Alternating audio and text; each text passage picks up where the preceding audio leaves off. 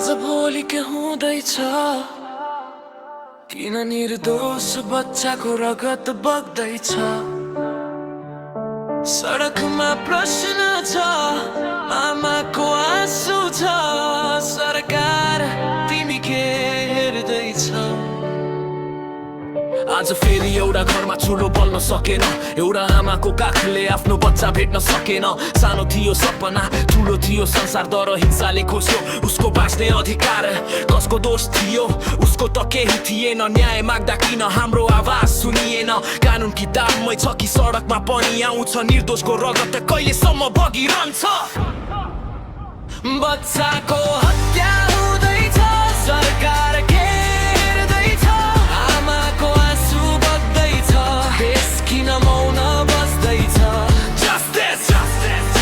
आवाज उठाऊ आज निर्दोष बालबालिकाको सुरक्षित हो समाज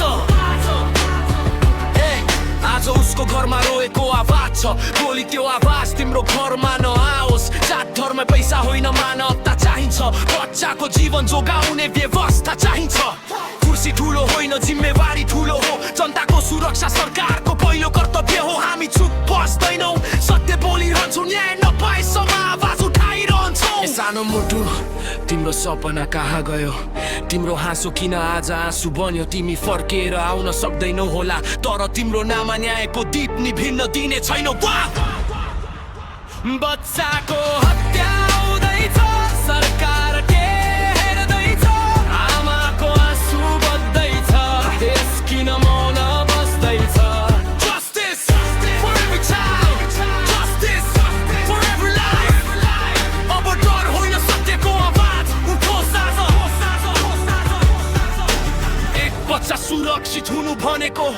पुरै समाज सुरक्षित हुनु हो न्याय चाहिन्छ प्रतिशोध होइन बच्चाको जीवन अमूल्य